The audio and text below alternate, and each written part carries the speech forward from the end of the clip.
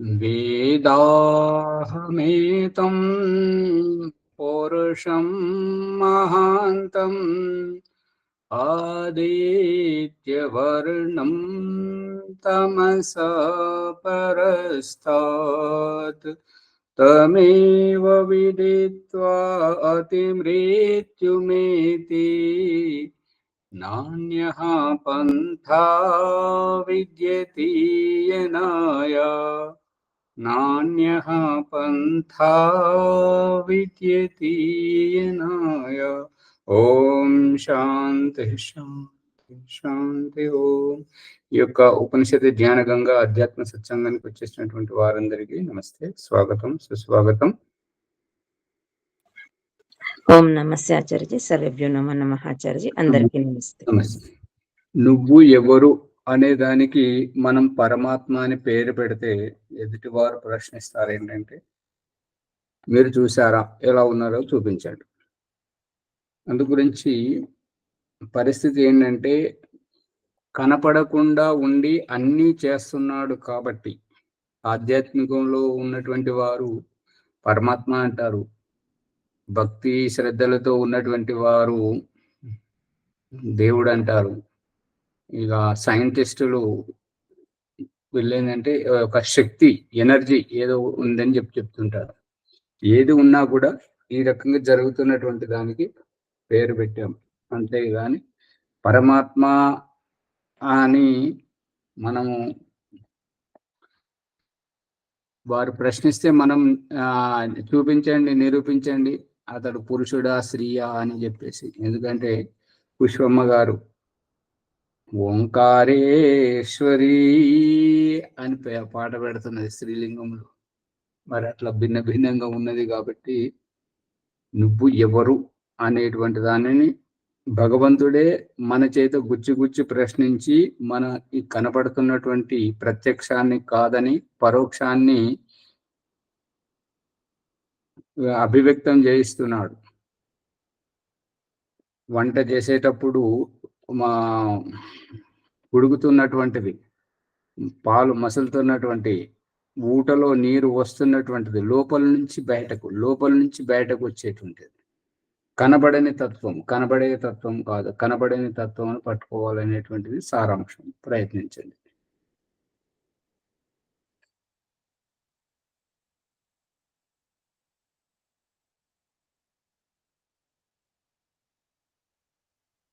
ఇప్పుడు 8 అయిపోయింది, 9వది చూడండి.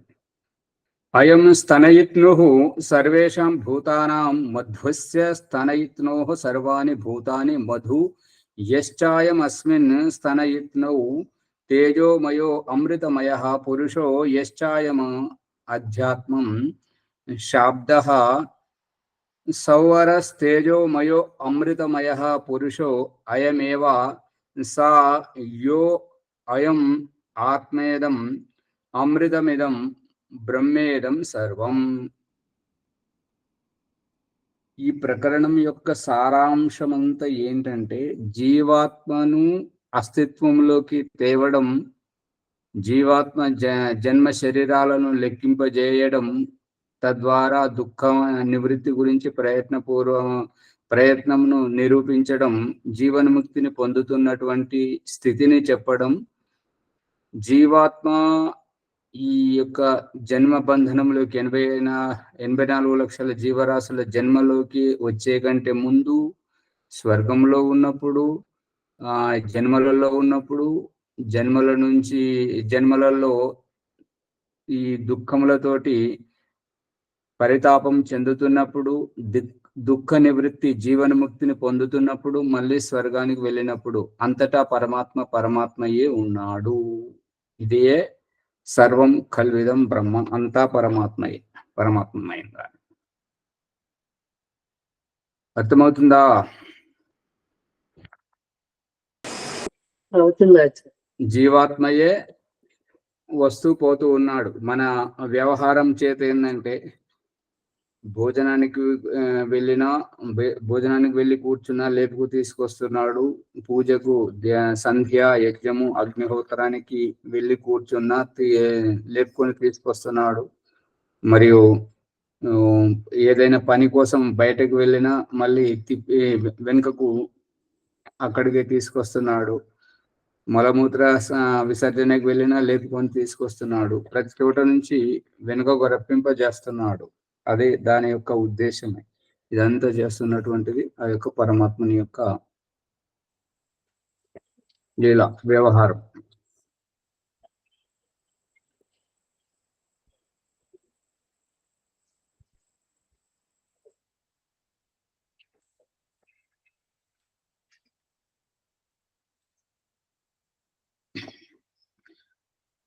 స్తనయిత్ను అంటే ఇక్కడ చెప్తున్నటువంటి ఏంటంటే మేఘ గర్జన. వర్షించేటప్పుడు ఆ మేఘాలు ఎట్లయితే గర్జిస్తుంటాయో ఆ గర్జనను స్తనయిత్నుగా అని చెప్తున్నాడు. అన్ని ప్రాణుల కోసం మధు సమానంగా ప్రియముగా స్తనయిత్ను ఈ యొక్క గర్జించడం ద్వారా ఈ గర్జనతోటి ఏమి ఉపయోగం అని అంటే ఈ యొక్క క్షుద్ర జంతువులన్నీ నశిస్తాయి. ఈ యొక్క దోమలు కానివ్వండి, ఇంకా అవన్నీ అవి బయటకు ప్రకృతిలోకి రాకుండా నశిస్తాయి. ప్రకృతిలోకి వస్తే ఆ యొక్క గర్జనకు, ఆ విద్యుత్ మెరుపుకు అవి చనిపోతాయి. అన్ని ప్రాణులకు మధు అంటే మధురముగా, తీపిగా. భగవంతుడు ప్రకృతిలో మధురమైన పదార్థాలను పెట్టాడు. మనుషుడు కావాలని పంచదార కలుపుకుంటున్నాడు కాబట్టి పళ్ళు పుచ్చిపోతున్నాయి. ఓ మాచారి ఎన్నో శ్లోకము? 9వది. నిన్న 8 వరకు అయినాయి కదా.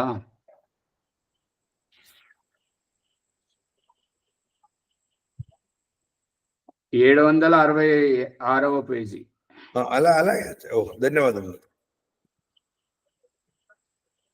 ఈ రకంగా మేఘంలో వ్యాపకం అవుతున్నటువంటి ఈ తేజస్విత, ఈ గర్జనతోటేమో ధ్వనించడం మరియు విద్యుత్తు మెరుపు, ఈ మెరుపుమయంతో అమృతమయ పురుష, ఈ అమృతమయం అంటే ముక్తిని పొందినటువంటి ఈ యొక్క పురుషుడు, జీవన్ముక్తిని పొందినటువంటి పురుషుడు దేహము, దేహస్థితి నుంచి ఈ ప్రకాశకీయ లోకానికి వెళ్ళడం. అందుకే భగవంతుడు మనల్ని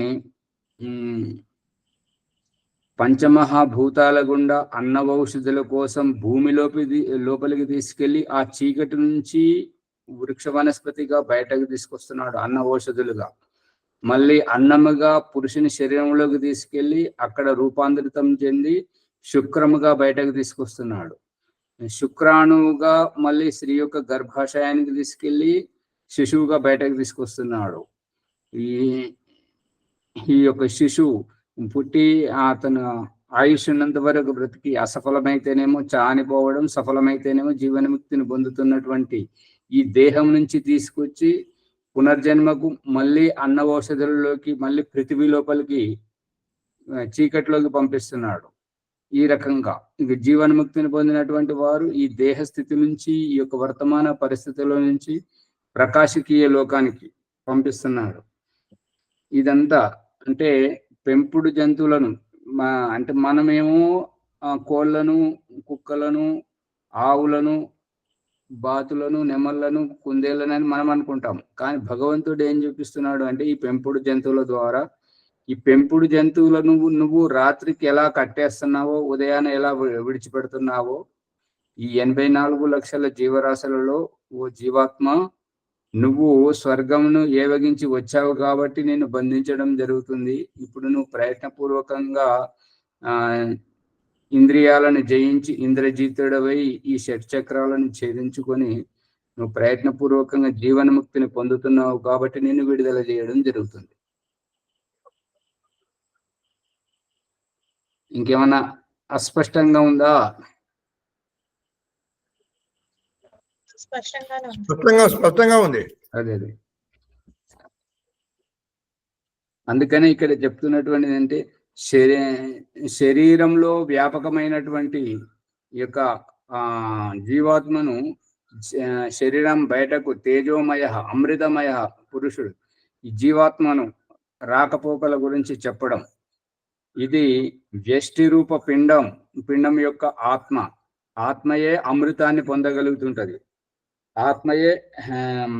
ఆత్మయే బ్రహ్మగా ఈ దేహంలో ఉంటుంటది.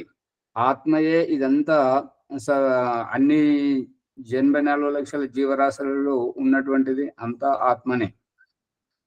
పరమాత్మ మాత్రం ఇక్కడ బంధనములో ఉన్నాడు, అక్కడ స్వర్గంలో ఉన్నాడు, పునర్జన్మలో ఉన్నాడు, ఎక్కడ పోయినా అక్కడే ఉన్నాడు. కాబట్టి ఆశ్చర్యచకితాన్ని ఆ ఆశ్చర్యాన్ని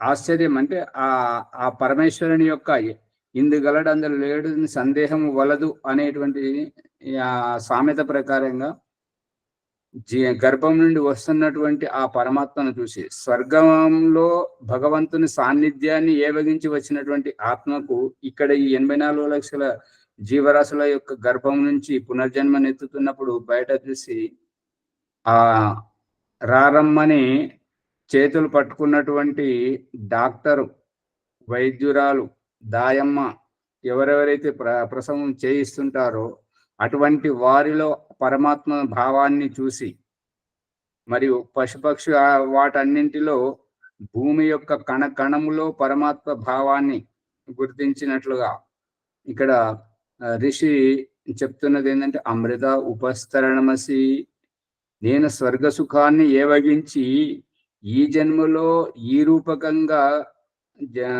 వచ్చినా కూడా నన్ను రారమ్మని చెప్పేసి నాకు స్వాగతం పలకడానికి చేతులుగా పరుచుకున్నావా స్వామి, ఈ భూమిగా ఉపస్తరణముగా పరుచుకున్నావా స్వామి, నేను ధన్యుడను. కనిపిస్తుందా లేదా?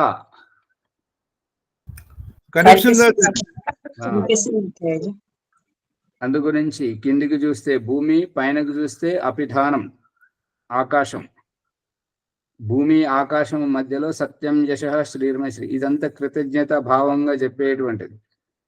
భగవంతుడు భూమి యొక్క అణువణువులోనూ ఉన్నాడు, ఆకాశంలో ఏ సూర్యచంద్ర నక్షత్ర గోళాలు ఏవైతే ఉన్నాయో వాటి అణువణువులోనూ ఉన్నాడు, మరియు ఈ యొక్క అంతరిక్షం భూమి ఆకాశం మధ్యలోనూ కూడా ఉన్నాడు, అంతటా ఉన్నాడు.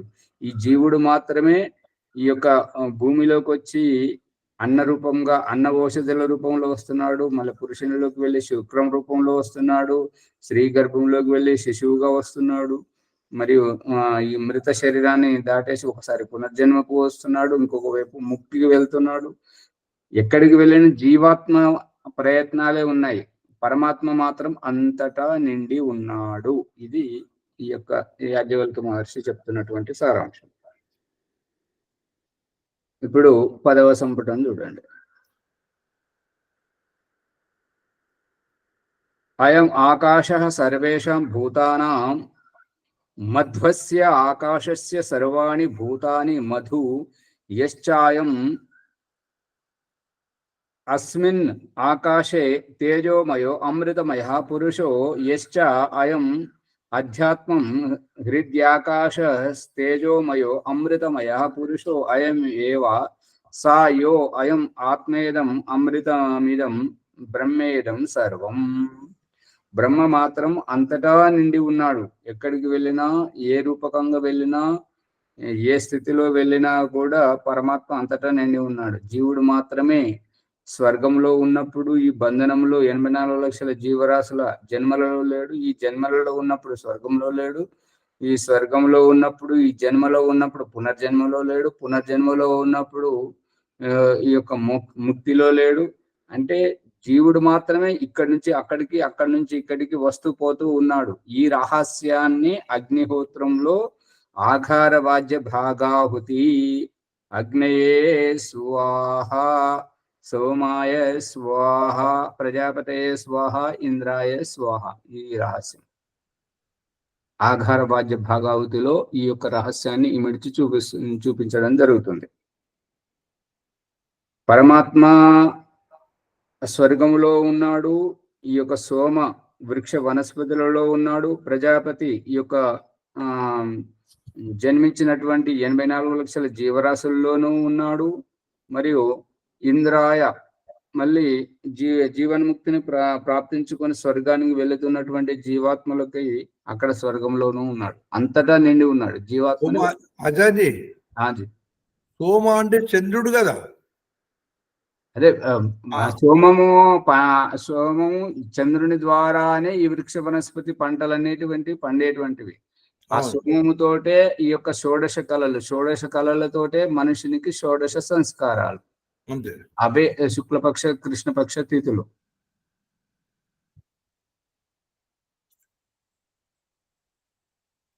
అందు గురించి అయం ఆకాశ, ఈ ఆకాశం సర్వేషాం భూతానం. ఇప్పుడు భూమి మీద ఉన్నటువంటి జంతువులు ఆకాశంలోనూ ఉన్నాయి, చూసారా? చూడలేదు ఆచార్య, మరి దీని రహస్యం కొంచెం చెప్పండి మరి లోతుగా. అన్ని అబద్ధాలు ఆడతారు పొద్దున బ్రహ్మముహూర్తం.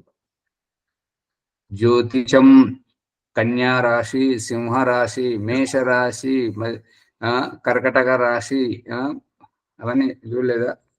వాటన్నింటి గురించి అథర్వవేదంలో నక్షత్ర సూక్తంలో పూర్తిగా వివరణాత్మకంగా వస్తుంది. భగవంతుడు ప్రతీకాలు చూపిస్తున్నాడు.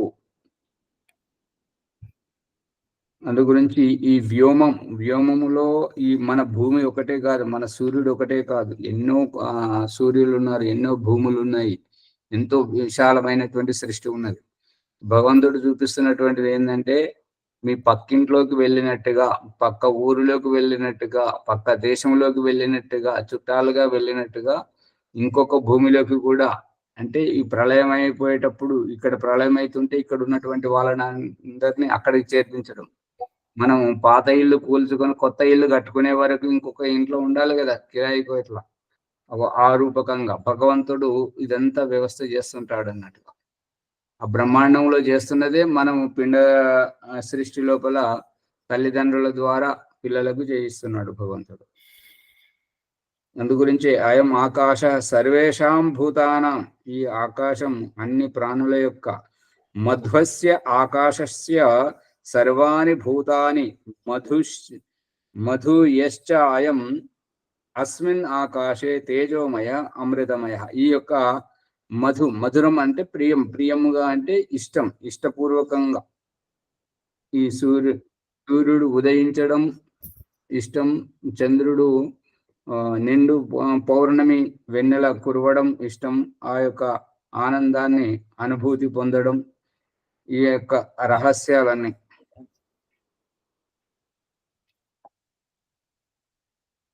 ఈ యొక్క సర్వేషాం భూతానం, అన్ని ప్రాణుల యొక్క మధురం ప్రియం ఆకాశం. ఈ ఆకాశంలో, ఆకాశం అంటే ఖాళీ ప్రదేశం. సర్వాణి భూతాని మధు అంటే ప్రియముగా, మధురంగా, ఇష్టపూర్వకంగా. అస్మిన్ ఆకాశ, ఈ యొక్క ఆకాశంలో ఉంటూ, తేజోమయ అమృతమయ పురుషో యశ్చ అయం అధ్యాత్మం, ఈ యొక్క ఆత్మతత్వాన్ని తెలుసుకోవడం, ఆ యొక్క ప్రకాశకీయ లోకానికి వెళ్ళడం, అమృతమయం అవ్వడం, ముక్తిని పొందడం, ఇదంతా పురుషుని ద్వారా జరుగుతున్నది. యశ్చాయం అధ్యాత్మం, దీనిని అధ్యాత్మం అంటారు. ఇక దేహంలో చూసినట్టయితే హృది ఆకాశ తేజోమయో, ఈ హృదయ ఆకాశంలో ఈశ్వర సాక్షాత్కారం చేసుకుని అమృతమయ, ఈ దేహం నుంచి దేహి ఉద్గమనం,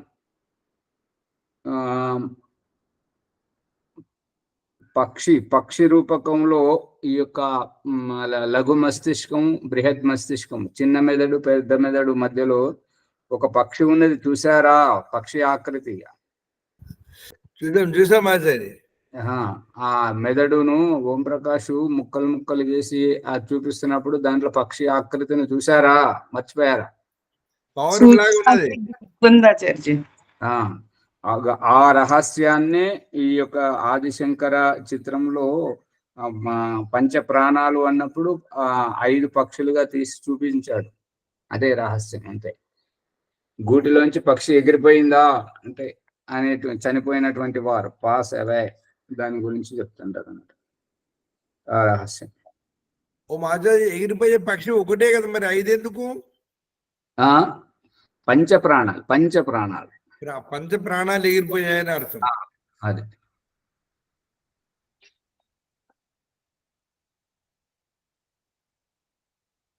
అయం ఆత్మేదం అమృతమిదం, ఈ ఆత్మయే అమృతం, ముక్తిని పొందుతూ ఉంటుంటది. బ్రహ్మేదం సర్వం, బ్రహ్మ అయితే అతను బంధనంలో లేనే లేడు, ఎప్పుడు ముక్తంగానే ఉన్నాడు. అందుగురించే ఇదిగో అని మనం చూపించలేం, ఇదిగో అని చూపించలేం.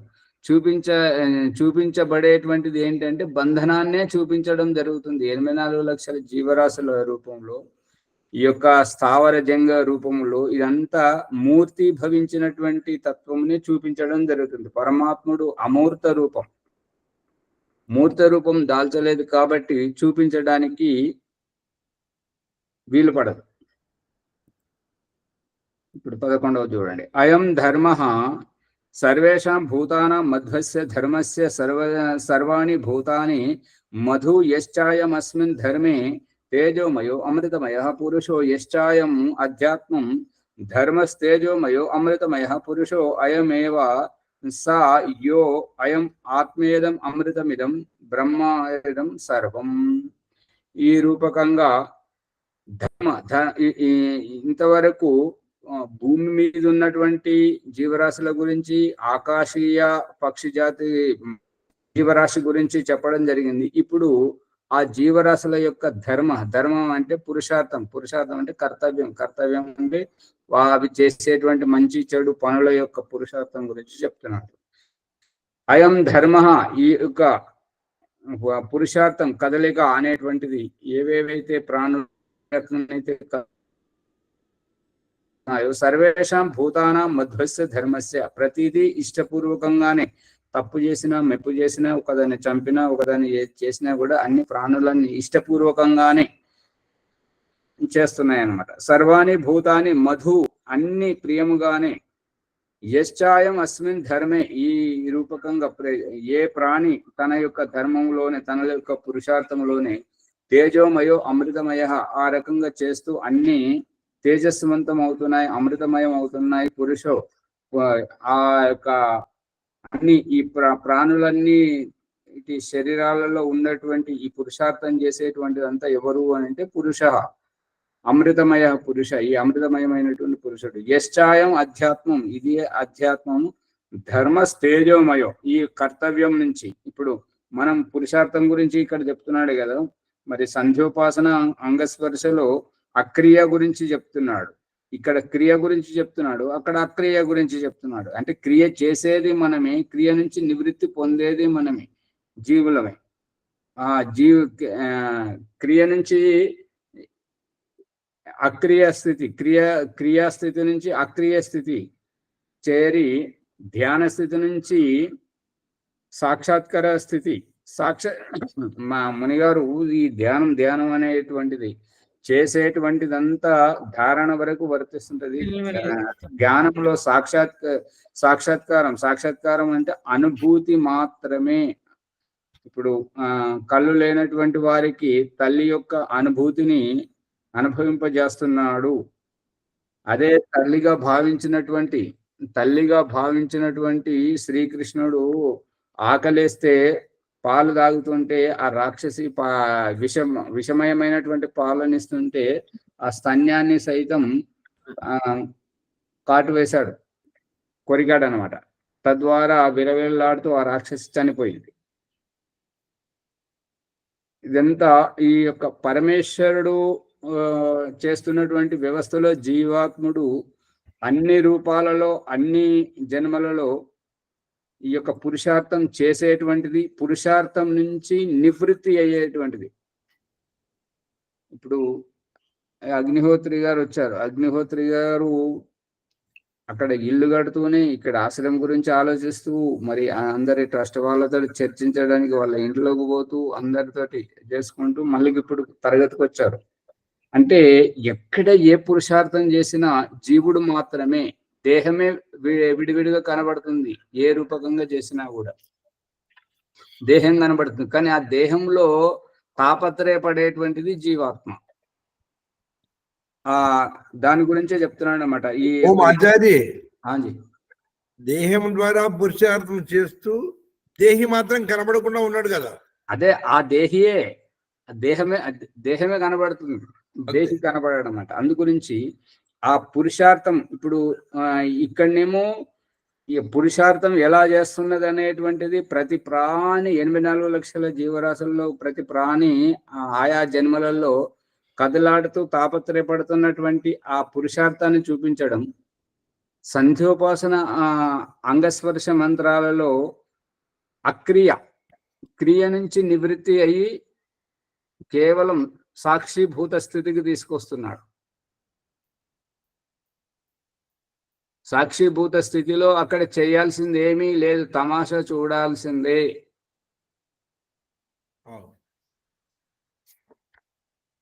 తమాషా చూడడం సరళమా, తమాషా చేయడం సరళమా? విజయలక్ష్మమ్మ గారు. సులభం కాదు, కష్టం చేయడం. చేయడంలోనే తప్పులు జరుగుతాయి, దాంట్లోనే శిక్ష పడుతుంటది. కాబట్టి తమాషా చూడడం చూసేవారే సుఖంగా ఉంటారని చెప్పేసి ద్వాసుపర్ణ సయుజ సఖాయ సమానం వృక్షం పరిషస్వజాతే తయోరణ్య పిప్పలం స్వాదువత్య నా అశ్నన్ అన్యో అభిజాత శీతి. ఈ యొక్క ప్రాపంచిక సుఖ దుఃఖాలను అనుభవించేటువంటి జీవాత్మకు పరమాత్మ చెప్తున్నాడు, నువ్వు నీ దుఃఖాన్ని తరించాలి అని అంటే ఈ సుఖ దుఃఖాలను అనుభవించడం మానేయి.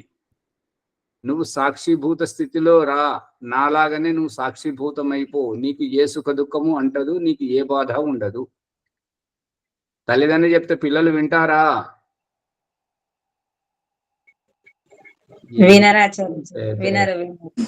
ఎట్లా పొద్దునే ఎట్లా కూర్చున్నారు, ఒక్కటి మాట్లాడారు.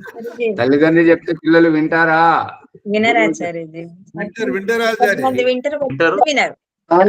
ముందు వినరు, కష్టంగా ఉంటుంది, కానీ తర్వాత తెలుసుకుంటారు. మరి ఇక్కడ ఎదురెదురుగా ఉన్నటువంటి తల్లిదండ్రియే పిల్లలకు ఎదురుగా ఉన్న వాళ్ళకు చెప్తుంటేనే ఇక్కడ వినిపించుకోవట్లేదు. గురువు శిష్యులకు ఎదురుగా ఉన్నప్పుడు చెప్తూనే వినిపించుకోవట్లేదు. అటువంటిది పరమాత్మ కనబడని జీవాత్మలకు చెప్తే అప్పుడే పాపం నుంచి నివృత్తి గమ్మంటే ఎట్లా అవుతారు చెప్పండి? అర్థమవుతుందా? ఆ దుఃఖం అనుభూతి పొందితే కదా సుఖం యొక్క ఆ రుచి తెలిసేది. అందు గురించి వచ్చే వరకు ఇద్దరి మధ్య అంతే కదా. చలన చిత్రం చూడడము సులభము, నటించడం చాలా కష్టం. నటించడం కష్టం అంటే మంచి వారికి నటించడం కష్టం, చెడు భావాలు అలాంటి వారికి సత్యం మాట్లాడడం కష్టం. ఇప్పుడు ఏంటంటే ఎవరికైతే ఆధ్యాత్మం బోధపడుతుంటుందో, కళ్ళు తెరుస్తుంటారో వారికి సత్యవ్రత మంత్రాలతోటి ఇవాళటి నుంచి అబద్ధం ఆడకూడదు, ఇవాళటి నుంచి మద్యము మాంసము సేవించకూడదు, ఎవరిని దూషించకూడదు, ఎవరి మనసు అష్టాంగ యోగంలో అహింసా వ్రతం మనసా వాచ కర్మణ త్రికరణ శుద్ధిగా ఉండాలి. అన్ని కట్టుదిట్టాలు పెట్టడం దేనికి అంటే మనల్ని మనం కాపాడుకోవడానికి. అర్థమవుతుందా? వాళ్ళేమో ఆ అబద్ధాలు ఆడేవారు, చెడు భావాలు గలటువంటి వారు, వాళ్ళు అన్ని రంగాల్లో విడిచిపెట్టుకున్నారు. మనల్ని మనం కాపలాగా ఉన్నాం. అందుకే మనకు కష్టం అనిపిస్తుంది, వారికి సుఖం అనిపిస్తుంది. అర్థమవుతుందా? అర్థమవుతుంది.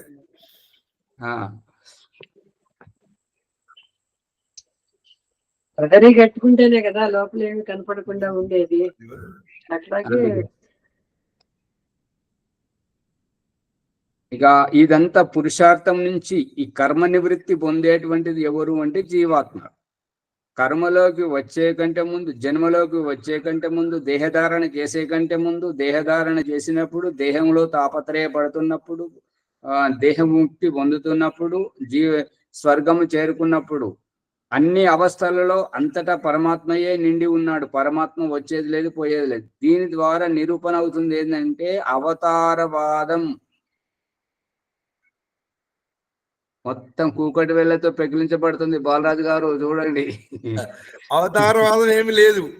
ఏమీ లేదు. ఎక్కడ ఇది అవతారం, ఈ అవతారం ఎత్తిండు, ఆ అవతారం ఎత్తిండు. భాగ్యలక్ష్మమ్మ గారు వింటున్నారా? దేవుడు వింటున్నాం. ఎక్కడ లేడని, అంతటా ఉన్నాడు ఆచార్య, సర్వాంతర్యామి, అంతటా వ్యాపించి ఉన్నాడు. అంతటా ఉన్నాడు కాబట్టి దేవుడు అవతరించాల్సినటువంటి అవసరమే లేదు. అవును ఆచార్య. అవతరించేది ఎవరు అని అంటే, ఎక్కడో లేని వారిని మనం ఇక్కడికి వచ్చాం. మళ్ళీ మానవ- ఇక్కడ ఉన్నాము కాబట్టి, అక్కడ లేము కాబట్టి అక్కడికి స్వర్గానికి మళ్ళీ వెళ్ళాలి. అంతే అంతే. ఈ జీవాత్మలే వచ్చిపోయేటివన్నీ జీవాత్మలే అని చెప్పేసి అగ్నిహోత్రంలో ఆఘార వాద్య భాగాహుతి రహస్యం చాలా లోతుగా ఉంది. కేవలం ఓం స్వాహ అగ్నిహోత్రం కాదు, ఒక్కొక్క ఆహుతి మంత్రం ఏమిటి, మంత్ర దేవత ఏంటి, దాని అర్థం ఏంటి, అది తెలుసుకున్న రోజు అప్పుడు మనం అగ్నిహోత్రం చేసిన వాళ్ళం అవుతాం. ఆచార్య చెప్పండి ఆచార్య, ఈ 4 ఆహుతుల గురించి కొంచెం విశేషంగా చెప్పండి. అగ్నయే స్వాహ అనేటువంటి వాళ్ళు స్వాహ అని చెప్పేసి ఆహుతి వేస్తుంటారు. ఆహుతి వేసేది ఒకవైపు నుండే వేస్తారు. పుష్పమ్మ గారు ఒకవైపు వేస్తారా, 2 వైపులా వేస్తారా? ఒకవైపు ఆచార్య. ఒకవైపు వేసినటువంటి వాళ్ళు వేస్తూ ముందుకు పోయిన తర్వాత మళ్ళీ 2వ ఆహుతి వేయడానికి వెనుకకి ఇట్లా వచ్చారు. అందుకే రావాల్సిందే. ముందుకు పోయినప్పుడు మళ్ళీ మన వెనక్కి వైదిక వస్తే సిద్ధాంతం ఆవాగమన సిద్ధాంతము. బంధనంలోకి వస్తే స్వర్గానికి పోవాలి, స్వర్గానికి పోతే మళ్ళీ బంధనంలోకి రావాలి, వచ్చిపోయేటువంటిది. అందు గురించి ఈ ఆఘార వాచ్య భాగాహుతి ఏంటంటే, ఏ జీవాత్మల యొక్క స్వర్గంలో ఉండేటువంటి అవధి కాలం పూర్తయిపోయిందో వారు ఈ జన్మ బంధనంలోకి వస్తున్నారు. కాబట్టి ఓ పరమాత్మ, నేను ఈ స్వర్గ సుఖంలో ఉండదలుచుకోలేదు, నేను పునర్జన్మతోటి అమ్మ నాన్న వాళ్ళ ఆత్మీయుల యొక్క వాళ్ళ సాన్నిధ్యంలో ఉండాలని అనుకుంటున్నానంటే భగవంతుడు అంటాడు, అడ్డు చెప్పడు కదా, తథాస్తు నీ ఇష్టం అని చెప్పేసి. కానీ ఒంటరిగా వెళ్తున్నావు, అక్కడ బిక్కు బిక్కుమంటూ బెంగటి వెళ్తావు కాబట్టి ఇక ఈ ఇంద్రియాలను తీసుకెళ్ళి నీకు కాలక్షేపం ఉంటుంది అని చెప్పేసి.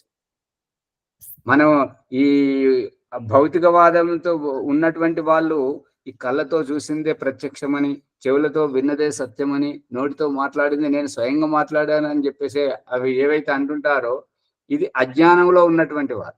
అదే ఈ జీవన్ముక్తిని పొందేటువంటి స్థితిలో ఈ ఇంద్రియాల వల్లనే నేను ఇబ్బంది పడుతున్నాను కాబట్టి ఈ ఇంద్రియాలతో పని లేకుండా ఉండాలి, పని తీసుకోకుండా ఉండాలి. ఈ ఇంద్రియాలతో పని తీసుకోకుండా ఉండాలనేటువంటిది భగవంతుడు అభ్యాసం చేపిస్తున్నాడు అనమాట. స్వర్గంలో ఏ ఇంద్రియాలతో పని ఉండదు కాబట్టి నువ్వు కళ్ళు లేకుండా ఉండాలని కళ్ళను పోగొట్టి చూపెట్టడం, చేతులు లేకుండా ఉండాలని చెప్పేసి ఈ రకంగా ఇవన్నీ ఇంద్రియాలతోటి చూపిస్తున్నాడు అనమాట. అందు గురించి అగ్నేయ స్వాహ అనేటువంటిది స్వర్గం నుండి వస్తున్నటువంటి జీవాత్మ యొక్క వ్యవస్థ. మరియు సోమాయ స్వాహ అంటే ఈ యొక్క వృక్ష వనస్పతులలో అన్న ఓషధులలో తాను ముడి ధాన్యముగా సిద్ధంగా అయి పురుషుని శరీరంలోకి వెళ్ళడానికి సిద్ధంగా ఉన్నటువంటి ఆత్మ. మళ్ళీ ఆ వృక్ష వనస్పతుల నుండి పురుషునికి అన్నంగా వచ్చినప్పుడు పురుష శరీరం నుండి శుక్రంగా తయారై ప్రజాపతయే స్వాహ ఈ సంతానాన్ని ఉత్పన్నం చేయడం.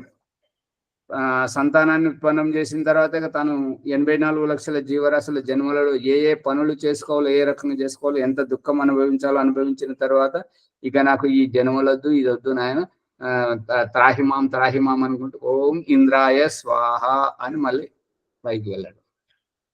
ఈ 4 ఆహుతులు మన ఇంటికి సింహద్వారం లాంటివి. అటుపోయి ఇటుపోయి మళ్ళీ అక్కడికే రావడం. ఆ ప్రకరణం ఈ ప్రకరణానికి ఆహుతులు ఇచ్చిన తర్వాత మళ్ళీ ఆఘారవాద్య బాహుతి కాడికే రావడం. ఇది సింహద్వారం లాంటిది. ఓం ఆచార్య, ఈ 4 మంత్రాలు మనిషిని 4 స్తంభాల ఆర్డర్లకనే ఉన్నాయా? అంతే కదా. ఈ 4 స్తంభాలను పట్టుకోవడానికే కదా అక్కడ యజ్ఞోపవితంలో 4వది కనపడదు. ఆ యజ్ఞ శబ్దార్థం దేవ పూజ, సంగతికరణ, దానం, ఈ 3 ఎవరికి వర్తిస్తాయి? చేసేవాడికి. మరి ఆ చేసేవాడు లేడు కదా, అది పట్టుకోవాలి. అంతే. ఇవి తెలుసుకునేవారు.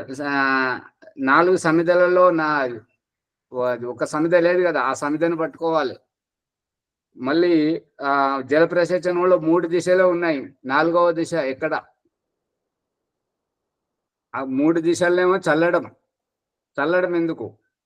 4వ దిశలో పోయడం ఎందుకు? 3 దిశల్లో చల్లడం ఎందుకు అంటే, కొడుకు గురుకులంలో ఉన్నప్పుడు తండ్రి ఇంట్లో ఉంటాడు. కొడుకు ఇంటికి వచ్చేసరికి తండ్రి వానప్రస్థానికి పోతుంటాడు. అవును. అందు గురించి ఈ అదితేన మన్యస్వ, అనుమతేన మన్యస్వ, సరస్వతేన మన్యస్వ అనే దగ్గర ఏంటంటే ఒకరిక్కడో ఒకరు అక్కడ. అందు గురించి అప్పుడప్పుడు మాత్రమే కలుస్తారే కాబట్టి చిలకరించడం, తడిసిన చోటనే తృప్తి. అగ్నిహోత్రి గారు పట్టుకుంటున్నారా రహస్యాన్ని?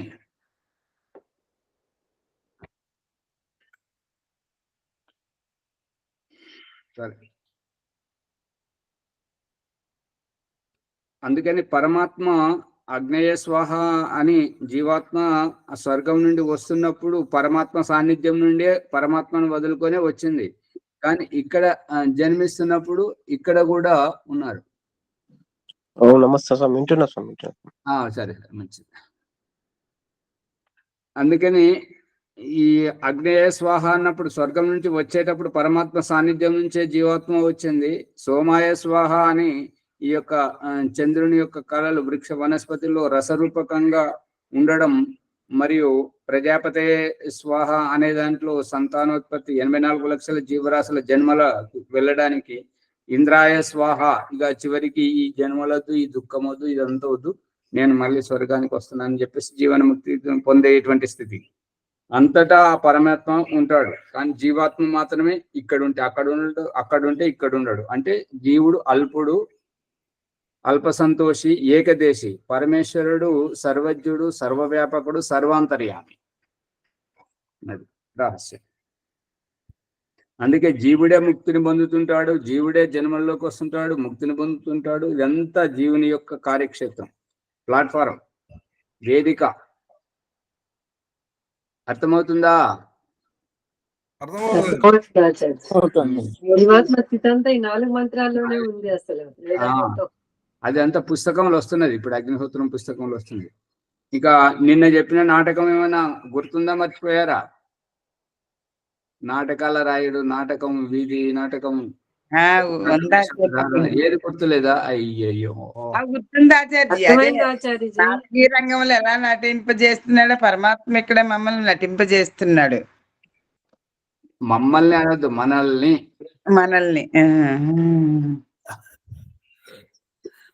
మొత్తం అందరిని కలుపుకొని పోతున్నారు వారు.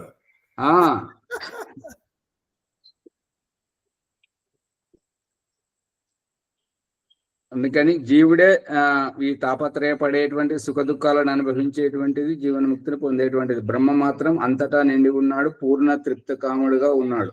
అతనిలో ఎటువంటి కోరికలు లేవు, ఎటువంటి అసంతృప్తి లేదు. ఇక 12వది చూడండి.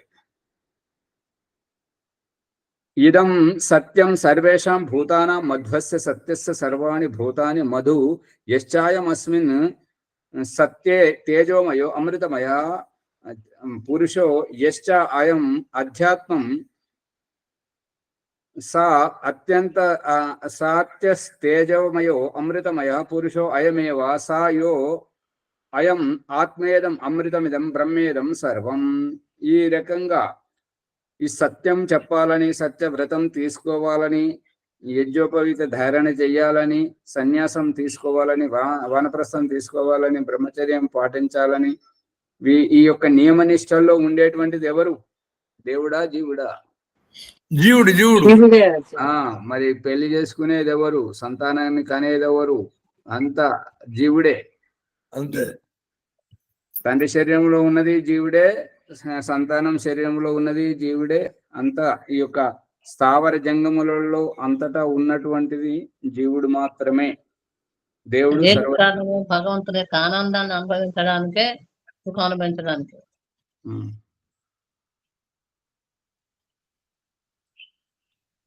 అనాథల గురించి చెప్పండి.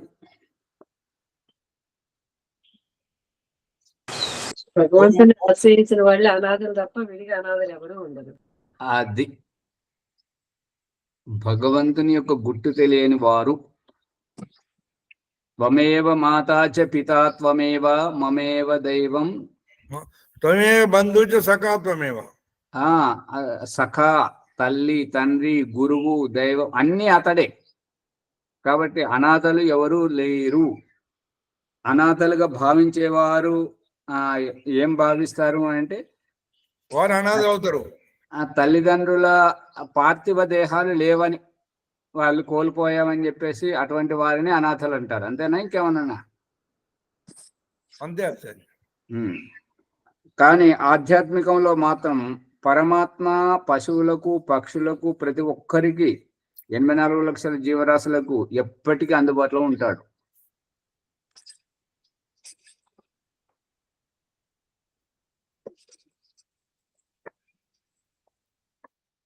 అందు గురించి ఈ యొక్క సత్యం సర్వేష, ఇదం సత్యం, ఇది సత్యమని, ఇది అసత్యమని, ఇది అబద్ధమని, ఇది తప్పు అని, ఇది ఒప్పు అని, ఇదంతా ఈ తప్పు ఒప్పు, న్యాయము అన్యాయము, ధర్మము అధర్మము, వీటన్నిట్లలో తాపత్రయపడుతున్నది ఎవరు? జీవాత్మయే. పరమాత్మ ఈ తమాషకంతటికి దూరంగా ఉండి సాక్షిభూతంగా చూస్తున్నాడు. అందుకే ఋగ్వేదము ప్రథమ మండలము 164వ సూక్తం 20వ మంత్రములో ద్వాసపర్ణ సయుజాసకాయ అక్కడ ఏమని చెప్తున్నాడంటే, చివరికి నా అశ్నన్ అన్యో అభిచాకశీతి, నువ్వు ఈ సుఖ దుఃఖాలను అనుభవించకుండా ఈ సత్యం అసత్యానికి అతీతంగా, ఈ అబద్ధాలకు యథార్థానికి, మంచికి చెడుకు అతీతంగా ఉండాలి, దుర్వాసనకు సువాసనకు అతీతంగా ఉండాలి. గారు మైక్ బంద్ చేయండి మాట్లాడేటప్పుడు. ఈ రకంగా అన్నింటికి అతీతంగా ఉండాలి. ఓం ప్రకాష్ కూడా మిడిమిడి జ్ఞానంతో కొద్ది కొద్దిగా అభ్యాసం చేస్తున్నప్పుడు, ఓ చోట యజ్ఞానికి పోతున్నప్పుడు అమ్మాజీ గారు, ఓం ప్రకాష్ గారు పోతుంటే అమ్మాజీ గారు అక్కడ మురుగు కాలువ దాటుతుంటే అమ్మాజీ గారు ముక్కు మూసుకుంటున్నారు. ఏం చేస్తున్నావు అమ్మా అంటే, ముక్కు మూసుకుంటున్నాను. ఎందుకు మూసుకుంటున్నావు? వాసన వస్తున్నాయి. అంటే ఈ వాసనను పీల్చుకునే దగ్గరే ఉన్నారా అంటే ఇది భోగభావం. మనం సాక్షిభూతంగా ఉండాలి. సాక్షిభూతంగా ఉన్నప్పుడే పండుగ వచ్చినా, అత్యంత భయంకరమైన కష్టం వచ్చినా రెండిటిలో సమానంగా ఉండాలి, విచలితం కాకూడదు. మురుగు వాసన అయినా సరే, గులాబీ పువ్వులో మల్లె పువ్వులోని పరిమళమైనా సరే, దేనికి మనం ప్రభావితం కాకూడదు, సాక్షిభూతంగా ఉండాలి. అప్పుడే మనం మోక్షానికి అర్హులం అవుతుంటాము. ఈ చిన్న చిన్న పరిస్థితులు మనల్ని కదిలించలేవు. ఈ చిన్న చిన్న పరిస్థితులకు మనం ప్రభావితం కాకూడదు. ఇవన్నీ మనం గట్టిగా ఉన్నామా లేమా అని చెప్పేసి అదే మేకు కొట్టే భాషలో కొట్టేటప్పుడు దిగ్గొట్టేటప్పుడు ఊపుతారు, ఊడబీకేటప్పుడు కూడా ఊపుతారు. ఏదో ఒక్కసారి అయినా ఊపాలి కదా, 2 సార్లు ఊపడం ఎందుకు చెప్పండి? సరిగా దిగిందా లేదా, సరిగా అర్థమైందా లేదా, ఓడపీకడానికి. అంతేనా? అంటే కొట్టేటప్పుడేమో దిగిందా, గట్టిగా దిగిందా లేదా అని చెప్పేసి, ఊడబీకేటప్పుడేమో తొందరగా నువ్వు ఇంకా గట్టిగా ఇంకెంతసేపు పట్టుకుంటావు, వచ్చేసాయి, నేను నిన్ను తీసుకుంటున్నాను కదా, నా దగ్గరికి వచ్చేసాయి అని చెప్పేసి. అదే రహస్యం. అందు గురించి ఈ గొడవలు వచ్చినప్పుడు మనం విచలితం కాకూడదు. ఎక్కడివి అక్కడే వదిలేయాలి. వదిలేస్తేనే తేలిగ్గా ఉంటాము. ఈ యొక్క బీపీ, షుగర్ అనేటువంటిది పనికి మాలిన రోగాలు వైద్యక భాషలో ఎక్కడ లేవు, ఏ శాస్త్రంలోనూ లేదు. ఎలోపతిలో లేదు, ఆయుర్వేదంలో లేదు, హోమియోపతిలో లేదు, నేచురోపతిలో లేదు, ప్రకృతి వైద్యంలో లేదు, ఎక్కడ లేదు. ఈ టెన్షన్ ఎక్కడ ఉంటది? దేహంలో ఉంటది. అంతే. నిన్న వాట్సాప్ లో పెట్టిందండి, 96 సంవత్సరాలు ఉంది, 50 ఏళ్ళ రకంగా ఉంది, అన్ని ఆసనాలు చేస్తున్నారు, మునిగారు పెట్టారు. మరి అందుకని ఇదంతా ఈ సత్యం అసత్యం, ఈ యొక్క వ్రత దీక్ష, బ్రహ్మచర్యం అనేది, వానప్రస్థము, ఈ యొక్క సన్యాసం అనేటువంటిది, ఇవన్నీ జీవాత్మయ్య తాపత్రయపడుతుంటాడు. వీటన్నింటి నుంచి ముక్తి అవ్వకుంటూనే వస్తున్నాడు. ముక్తి అయ్యే చెప్పండి స్వామి ముని గారు, ఎవరు చెప్తారు?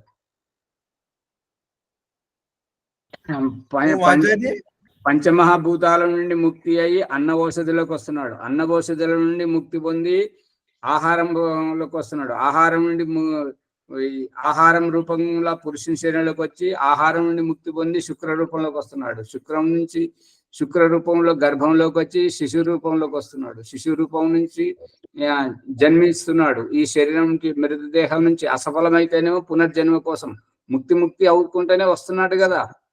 అవునవును. మార్పు చెందుతూ వస్తున్నాడు. మందిరం నుండి ఒక్కొక్క దాని నుండి బయటకు వస్తున్నాడు కదా. ఇవన్నింటి యొక్క మార్పే మనం పుట్టినప్పటి నుండి చనిపోయే వరకు ఈ యొక్క శారీరక అవస్థలను బట్టి దేహం మీద వస్త్రాలను మార్పించి చూపిస్తున్నాడు కదా. అవును, ఇదే రహస్యం, ఇంకా ఏమీ లేదు. అంత పరమాత్మ మాత్రం ఎప్పటికీ ఏకరసుడిగా ఉన్నాడు, స్థిరంగా ఉన్నాడు, సర్వజ్ఞుడిగా ఉన్నాడు, నిరాకారంగా ఉన్నాడు. ఈ జీవుడే ఆకారంలోకి వచ్చి నిరాకారంలోకి వెళ్ళిపోతున్నాడు. నిరాకారం నుంచి ఆకారంలోకి వచ్చి మళ్ళీ నిరాకారంలోకి వెళ్ళాడు.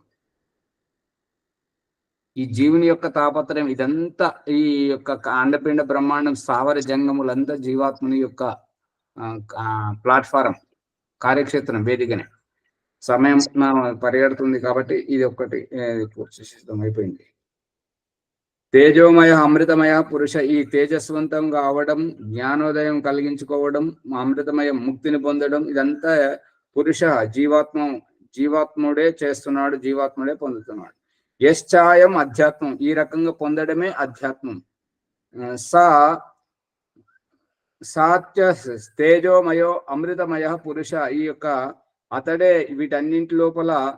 ఇప్పుడు ఏంటంటే మొక్కులు మొక్కినప్పుడు నీటిలో మునిగినట్టుగా అన్నిట్లలో, అన్ని జన్మలలోకి, అన్ని శరీరాల్లోకి వెళ్ళాలి, అన్ని సుఖ దుఃఖాలను ఆస్వాదించాలి.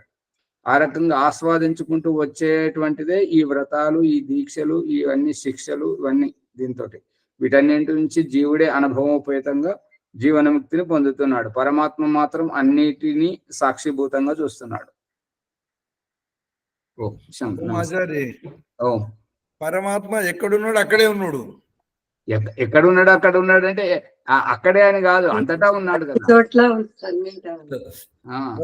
మన తెలుగులో అంటారు కదా, ఎక్కడేసిన గొంగడు అక్కడే ఉన్నదని. ఎక్కడేసిన గొంగడి అక్కడే అంటే గొంగడి ఒక చోటనే వేస్తాం కానీ అంతటా వేయం కదా. మరి గొంగడికి పరమాత్మకి ఏం సంబంధం? పరమాత్మ అంతటా ఉన్నాడు. ఇప్పుడు ఎన్నికలు అయ్యే వరకు ఎవరో తెలియదు. ఎన్నికల ఓట్లు లెక్కింపు అయిన తర్వాత ప్రధానమంత్రి ఎవరో ఒక్కటిసారి వ్యాపకం అవుతుంటారు చూడండి. అంతే అంతే. వాళ్ళ శరీరమే ఒక దగ్గర ఉంటది కానీ వాళ్ళ ప్రభుత్వం మాత్రం దేశమంతటి ఉంటది కదా. అవును, అదే సంగతి. ఓం ఆచార్య ఓం ప్రకాష్ గారికి ధన్యవాదములు. ఈరోజు బృహదారణ్యోపనిషత్తు 2వ అధ్యాయము 5వ బ్రాహ్మణము లోపల మనము 11వది 10, 11 9, 10, 11 అయిపోయినాయి సూత్రాలను చెప్పుకున్నాము. దాని లోపల జీవాత్మ ప్రతి దాంట్లో ప్రతి పురుషార్థం చేసేది జీవాత్మనే. ఆ ప్రతి పురుషార్థాన్ని సాక్షిభూతంగా గమనిస్తున్నాడు పరమాత్మ. పరమాత్మ గమనిస్తున్నాడని చెప్పి జీవాత్మ తెలుసుకుంటేనే అడుగులు ముందుకు పడతాయి, ఆధ్యాత్మిక ముందుకెళ్తామని చెప్పి చక్కని విజ్ఞానాన్ని ప్రసాదించారు. అదే నిత్యం చేసే అగ్నిహోత్రము లోపల ఆగార వాద్య బాగా ఆవుతులు 4 ఆవుతుల గురించి కూడా విశేషంగా తెలియజేశారు. 4 ఆవుతుల రహస్యాన్ని ఎవరు తెలుసుకుంటారో వారు సాక్షిభూతంగా జీవితాన్ని గడపడానికి అడుగులు ముందుకు పడతాయని చెప్పి మనం తెలుసుకున్నాము. మరి ధన్యవాదాలు. అగ్నిహోత్రం చేస్తున్నట్లెక్క ఈ యొక్క చేయండి, సబ్స్క్రైబ్ చేయండి, పక్కన ఉన్న గంట సింబల్ గట్టిగా నొక్కండి. 1-2 సార్లు వినాలి, చూడాలని ప్రార్థన. అనంతరం వైదిక సందేహపదనం పుష్పమ్మ గారు. ఒకవైపే అగ్నేయ స్వాహ, సోమాయ స్వాహ, ప్రజాపతే స్వాహ, ఇంద్రాయ స్వాహ అని ఒకవైపే ఆహుతి వేస్తున్న వారు విషయాన్ని గ్రహించినట్టే. వేస్తూ వెళ్ళి వేస్తూ రావాలి. అదే అగ్నిహోత్రంలో ఆహుతి ప్రదానం చేసేటప్పుడు మనం ముందుకెళ్తాం, మళ్ళీ వెనుక కూడా రావాలి ఆ ఆహుతి అని ఇక్కడ విశేషంగా తెలుసుకోవాలి. ఎందుకు ముందుకెళ్ళి వెనుక ఎందుకు రావాలి అంటే వైదిక సిద్ధాంతంలో ఉన్నటువంటి విశేషత ఆవాగమన సిద్ధాంతం ఉన్నది కాబట్టి ఎక్కడికి పోయినా పొమ్మంటున్నాడు రప్పిస్తున్నాడు కాబట్టి ఆ రహస్యం తెలుసుకో. ఓ మాచ ఓ, విష్ణు గారు పరమాత్మ దగ్గర పోతున్నాం, మళ్ళీ పరమాత్మ దగ్గర నుంచే వస్తున్నాం అని. ఓం నమస్తే ఆచార్య. సర్వభ్యో నమో నమః. అథ వైదిక సంఘ బ్రహ్మయుద్ధము. ఓం అమృతోపస్కరణమసి స్వాహ. ఓం అమృతాపిధానమసి స్వాహ. ఓం సత్యం యశః శ్రీర్మైత్రీః శ్రేతాం స్వాహ. ఓం శన్నో దేవీరధిష్ఠయా ఆపో భవంతు పీతయే సంయోరధిస్రవంతు నః. ఓం వాక్ వాక్. ఓం ప్రాణః ప్రాణః. ఓం చక్షుః చక్షుః. ఓం శ్రోత్రం శ్రోత్రం. ఓం నాభిః. ఓం హృదయం. ఓం కంఠః. ఓం శిరః. ఓం బాహుభ్యాం యశోబలం. ఓం కరతలకరపృష్ఠే. ఓం భూః పునాతు శిరసి. ఓం భువః పునాతు నేత్రయోః. ఓం స్వః పునాతు కంఠే. ఓం మహః పునాతు హృదయే. ఓం జనః పునాతు నాభ్యాం. ఓం తపః పునాతు పాదయోః. ఓం సత్యం పునాతు పునఃశిరసి. ఓం ఖం బ్రహ్మ పునాతు సర్వత్ర. ఓం భూః. ఓం భువః. ఓం స్వః. ఓం మహః. ఓం జనః. ఓం తపః. ఓం సత్యం. దీనితో మొదటి ప్రకరణం పూర్తవుతుంది. అక్కడ రెండవ ప్రకరణం అగమర్చనంతో ప్రారంభమవుతుంది. ఓం మృతం చ సత్యం చాభిర్ధాతపసోऽధ్యజాయత. తతో రాత్రిజాయత. తతః సముద్రో అర్ణవః. సముద్రాదర్ణవాదధి సంవత్సరో అజాయత. అహోరాత్రాణి విదధద్విశ్వస్య మిషతో వసి. సూర్యాచంద్రమసౌ ధాతా యథా పూర్వమకల్పయత్. దివం చ పృథివీం చాంతరిక్షమథో స్వః. ఓం శన్నో దేవీరభిష్టయా ఆపో భవంతు పీతయే సంయోరభిస్రవంతు నః. మనకి ఆ పరిక్రమ మంత్రములు. ఓం ప్రాచీదిగగ్నిరధిపతిరసితో రక్షితాదిత్యా ఇషవః. తేభ్యో నమోధిపతిభ్యో నమో రక్షితృభ్యో నమ ఇషుభ్యో నమ ఏభ్యో అస్తు. యోస్మాన్ సేత్యం వయం విష్మస్తంవోజంభే దద్మః. దక్షిణాదిగింద్రోధిపతిస్థిరస్థిరాజీరక్షితా పితర ఇషవః. తేభ్యో నమోధిపతిభ్యో నమో రక్షితృభ్యో నమ ఇషుభ్యో నమ ఏభ్యో అస్తు. యోస్మాన్ ద్వేక్ష్యం వయం విష్మస్తంవోజంభే దద్మః. ప్రతీచే దిగ్వరుణోధిపతిః ప్రదాతు రక్షితాన్నమిషవః. తేభ్యో నమోధిపతిభ్యో నమో రక్షితృభ్యో నమ ఇషుభ్యో నమ ఏభ్యో అస్తు. యోస్మాన్ ద్వేక్ష్యం వయం విష్మస్తంవోజంభే దద్మః. ఉదీతే దిక్సోమోధిపతిః స్వజో రక్షితా శనిరిషవః. తేభ్యో నమోధిపతిభ్యో నమో రక్షితృభ్యో నమ ఇషుభ్యో నమ ఏభ్యో అస్తు. యోస్మాన్ ద్వేక్ష్యం వయం విష్మస్తంవోజంభే దద్మః. ధ్రువాదిగ్విష్ణురధిపతిః కల్మాసగ్రీవో రక్షితా వీరుధైషవః. తేభ్యో నమోధిపతిభ్యో నమో రక్షితృభ్యో నమ ఇషుభ్యో నమ ఏభ్యో అస్తు. యోస్మాన్ ద్వేక్ష్యం వయం విష్మస్తంవోజంభే దద్మః. ఊర్ధ్వాదిగ్బృహస్పతిరధిపతిః శ్వేత్రో రక్షితా వర్షమిషవః.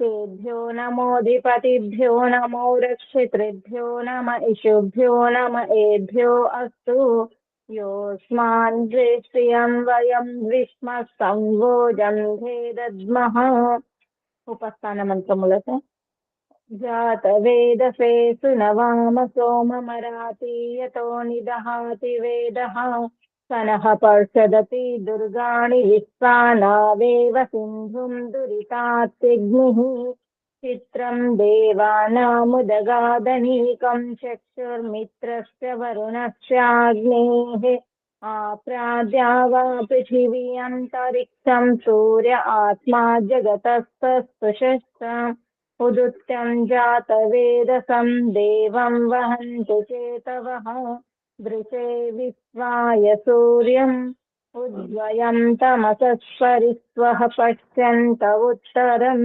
देवं देवत्रा సూర్యమగన్మజ్యోతిరుత్తమం. దీనితో రెండో ప్రకరణం పూర్తవుతుంది. అత ప్రాయశ్చిత మంత్రం. ఓం తచ్చక్షుర్దేవహితం పురస్తాచ్చుత్రముచ్చరత్ పశ్యేమ శరదః శతం జీవేమ శరదః శతం శృణుయామ శరదః శతం ప్రబ్రవామ శరదః శతం అదీనాహస్యామ శరదః శతం భూయశ్చ శరదః శతాత్. ఓం శన్నో దేవీరభిష్టయా ఆపో భవంతు పీతై సంయోరభిస్రవంతు నః. ఓం భూర్భువః స్వః తత్సవితుర్వరేణ్యం భర్గో దేవస్య ధీమహి ధియో యో నః ప్రచోదయాత్. హే రక్షక సచ్చిదానంద స్వరూప జగదుత్పాదక దేవ, నీ దివ్యం వరేణ్యములైన శుద్ధ విజ్ఞాన స్వరూపమును మేము నిత్యం మా హృదయమున ధ్యానింపము. మాకు సద్బుద్ధినిచ్చి సత్కర్మములు చేయునట్లు మా బుద్ధులను ప్రేరేపింపము. సమర్పణ భావంతో వేడుకోవడం. ఓ పరమేశ్వర దయానిదే, మీ కృప వల్ల జపోపాసనాది కర్మములను చేస్తున్న మేము ధర్మ అర్థ కామ మరియు మోక్షముల సిద్ధిని సత్వరముగా ప్రాప్తించుకుందుముగాక. ఓం నమః శంభవాయ చ మయో భవాయ చ నమః శంకరాయ చ మయస్కరాయ చ నమః శివాయ చ శివతరాయ చ. ఓం శన్నో దేవీరభిష్టయా ఆపో భవంతు పీతై సంయోరభిస్రవంతు నః. ఓం ఇతి వైదిక సంధ్యా బ్రహ్మయుద్ధము. అత శాంతి పాఠ. ఓం ద్యోః శాంతి అంతరిక్షం శాంతి పృథివీ శాంతి ఆపః శాంతి ఓషధయః శాంతి వనస్పతయః శాంతి విశ్వే దేవాః శాంతి బ్రహ్మ శాంతి సర్వం శాంతి శాంతిరేవ శాంతి సామా శాంతిరేధి. ఓం శాంతి శాంతి శాంతి. ఓం నమస్తే ఆచార్య. సర్వేభ్యో నమో నమః. అందరు ఈ వీడియోని లైక్ చేసి షేర్ చేయండి, సబ్స్క్రైబ్ చేసుకోండి. ఏదైనా సందేహాలు ఉంటే కామెంట్ రూపంలో పెట్టండి. ధన్యవాదాలు. పూజ ఎంతవరకు వచ్చిందమ్మా? సర్వజ్ఞ అందరికి నమస్కారం. నేర్చుకుంటున్నాను ఆచార్య. అదే ఆచార్య నేర్చుకుంటున్నాను ఆచార్య. వేరే వాళ్ళు ఫోన్ చేస్తున్నారు, దాన్ని రికార్డ్ చేయాలి బాగుంది అని అంటున్నారు. అలా మీరు పంపిస్తున్నారు దానిపైన ఆచార్య. అది పుస్తకంలో పెట్టాలి కదా, పుస్తకంలో పెట్టాలంటే ఏమైనా తప్పులు ఉంటే ఇప్పుడే సవరించవచ్చు. అలాగే ఈ ఆవుది సక్సెస్ అయిందా మరి ఇక్కడ? ఈ ఆవుది ప్రయత్నం చేస్తే సక్సెస్ అయిందా? ఏంటిది? ఆవు గురించి సంతానం కాలే కదా, దాని గురించి సక్సెస్ అయిందా? అదే వస్తున్నది. ఇప్పుడు పుస్తకం అయితే రాసి పెట్టాను, దాన్ని ప్రయోగం చేయాలంటే మనం ఇక్కడ అక్కడ సక్సెస్ కాలే. డాక్టర్ని పిలిపిస్తే సక్సెస్ కాలే. అది ఆవుది సక్సెస్ అయిపోయింది. Very good. అదే సక్సెస్ అయిపోయింది. చాలా సంతోషం. ఓం నమస్తే ఆచార్యజీ. సర్వేభ్యో నమః. అందరికీ నమస్తే. నమో నమః.